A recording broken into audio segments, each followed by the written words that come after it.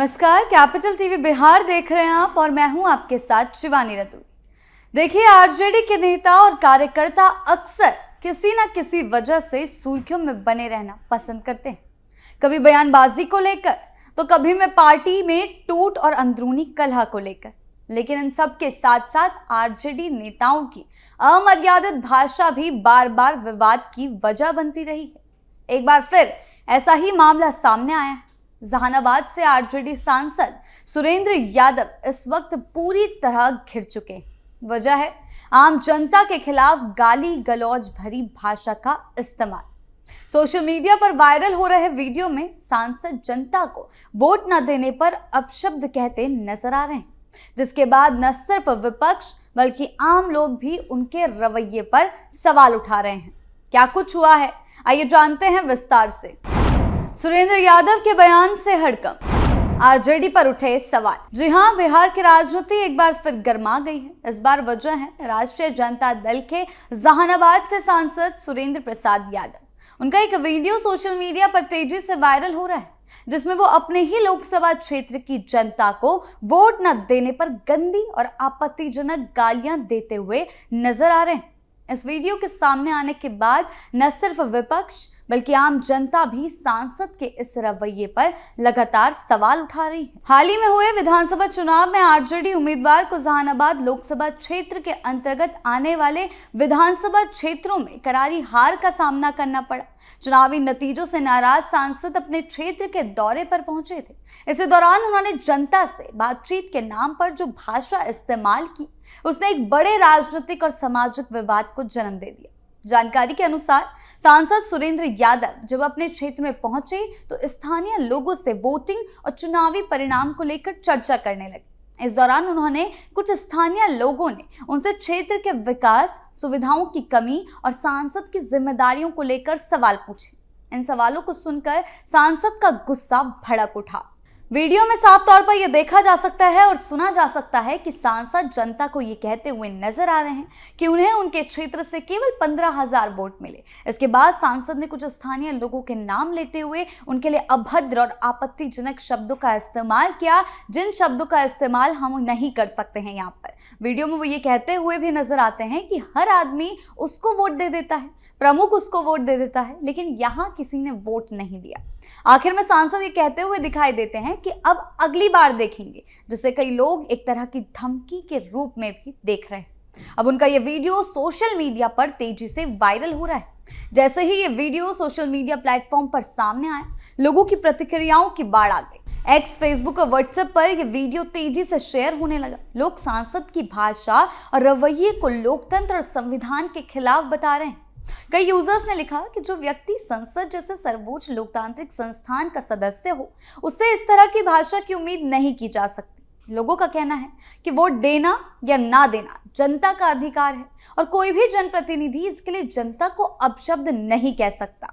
कुछ लोगों ने यह भी आरोप लगाया कि सांसद ने न केवल आम जनता के लिए बल्कि यादव समाज को लेकर भी आपत्तिजनक भाषा का इस्तेमाल किया, जिससे समाज में एक गलत संदेश गया है।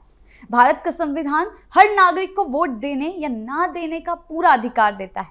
लोकतंत्र की सबसे बड़ी ताकत यही है कि जनता अपने से फैसला लेती है, अपने से फैसला लेकर वोट देती है। ऐसे में अगर कोई सांसद या विधायक चुनावी नतीजों से नाराज होकर जनता को गालियां देने लगे तो ये उनके मूल्यों पर सीधा हमला माना जाता है।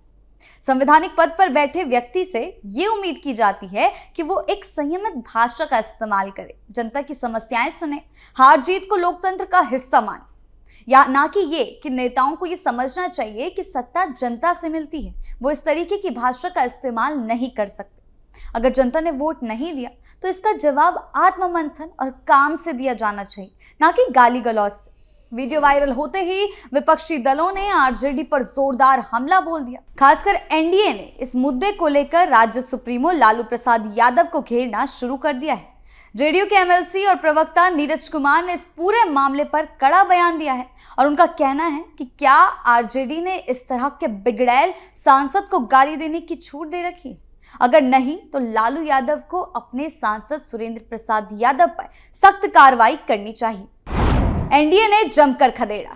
लालू प्रसाद यादव से कार्रवाई की मांग। जी हां, नीरज कुमार ने आगे कहा है कि इस वीडियो से एक सच्चाई सामने आई है कि अब लालू यादव और तेजस्वी यादव का यादव समाज पर एकाधिकार नहीं रहा। उन्होंने दावा किया कि नीतीश कुमार के शासन में कानून का राज है और इस तरह की धमकियों से अब कोई भी डरने वाला नहीं है। वो जनता को इस तरह की गाली गलौज का इस्तेमाल करके, भाषा का इस्तेमाल करके डरा नहीं सकते। वहीं बिहार के मंत्री और बीजेपी नेता रामकृपाल यादव ने भी इस पर प्रतिक्रिया दी है। उनका कहना है कि यादव का मतलब क्या लालू यादव या सुरेंद्र यादव है। उनको जो वोट मिला वो भी यादवों का ही मिला। उनके वोट से ही सुरेंद्र यादव सांसद बने। उनके बेटे ने चुनाव लड़ा और हार गए, लेकिन वहां भी जीता तो यादव ही था। उन्होंने लालू यादव से सुरेंद्र यादव पर कार्रवाई करने की मांग की है। इस घटना के बाद बिहार की राजनीति में माहौल गर्म है। जहां एक और विपक्ष कार्रवाई की मांग कर रहा है, वहीं दूसरी ओर आरजेडी की ओर से अब तक कोई ठोस और स्पष्ट बयान सामने नहीं आया है।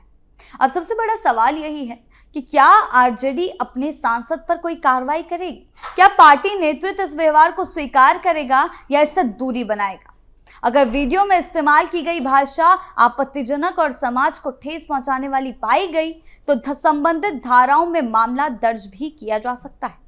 इसके अलावा राजनीतिक दल आंतरिक अनुशासन के तहत सांसद से स्पष्टीकरण मांग सकता है या उन्हें चेतावनी दे सकता है। लोकतंत्र में हार और जीत दोनों ही प्रक्रिया का हिस्सा है, लेकिन हार के बाद जनता को दोष देना और अपशब्द कहना किसी भी तरह से सही नहीं ठहराया जा सकता। जनप्रतिनिधि का काम जनता को जोड़ना होता है, ना कि उन्हें डराना या अपमानित करना। अगर राजनीतिक दल और उनके नेता समय रहते आत्ममंथन नहीं करेंगे तो इसका खामियाजा उन्हें चुनावी मैदान में भुगतना पड़ सकता है।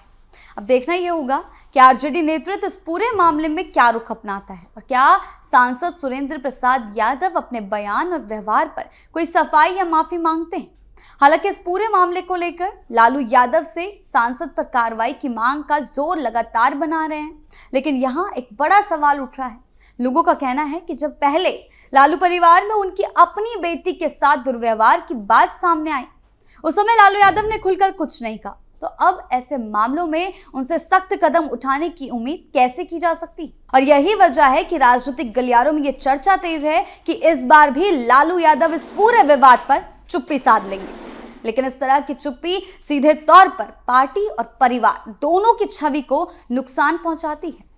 जब पार्टी के सांसद सार्वजनिक रूप से जनता के साथ अभद्र भाषा का इस्तेमाल करते हैं और नेतृत्व उस पर कोई सख्त संदेश नहीं देता, तो इससे ये संकेत जाता है कि ऐसे व्यवहार को अंदर खाने स्वीकार किया जा रहा है। और यही कारण है कि इस घटना ने एक बार फिर लोगों को लालू यादव के पुराने जंगल राज की याद दिला दी है, जहां सत्ता के नशे में मनमानी, दबंगई और जनता के साथ बदसलूकी की बातें अक्सर सामने आती थी। सुरेंद्र यादव कोई पहली बार इस तरह के बयान से सामने नहीं आए।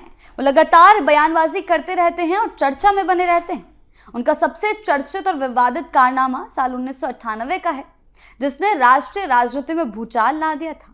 तत्कालीन जहानाबाद सांसद रहते हुए उन्होंने लोकसभा में तत्कालीन गृह मंत्री लालकृष्ण आडवाणी के हाथों से महिला आरक्षण बिल की कॉपी छीन ली थी और भरे सदन में उस कॉपी को फाड़कर फेंक दिया। इस घटना को पूरे देश में निंदा हुई थी। राजद के अंदर इस तरह के नेताओं की वजह से लगातार सवाल उठते रहते हैं, जिससे माहौल पूरी तरह अब गर्म है। चाहे भाई वीरेंद्र की बात हो या ये सुरेंद्र यादव की बात हो, कई बार इस तरह की भाषा का इस्तेमाल करते नजर आते हैं, जो पार्टी की छवि को पूरी तरह से खराब करता है। कुल मिलाकर ये पूरा मामला सिर्फ एक सांसद के गुस्से या बयान तक सीमित नहीं है, बल्कि ये बताता है कि कुछ नेता आज भी जनता को हल्के में लेते हैं। लोकतंत्र में वोट देना या ना देना जनता का अधिकार है और किसी भी नेता को इसके लिए आम जनता को गाली देने का हक नहीं है। अब सबकी नजर आरजेडी नेतृत्व पर है कि वो अपने सांसद के इस व्यवहार पर क्या कदम उठाता है। साफ है कि आज की जनता सब समझती है और अब गाली गलौज और दबंगई की राजनीति को स्वीकार करने वाली नहीं है। आपकी इस बारे में क्या राय है, हमें कमेंट सेक्शन में जरूर बताएं। धन्यवाद।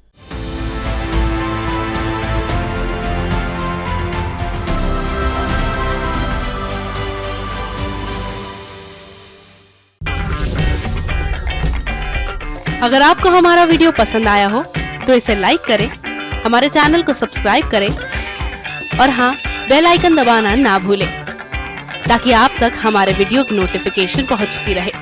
आप अपना सुझाव हमें कमेंट बॉक्स में दे सकते हैं। हमारे साथ जुड़ने के लिए शुक्रिया।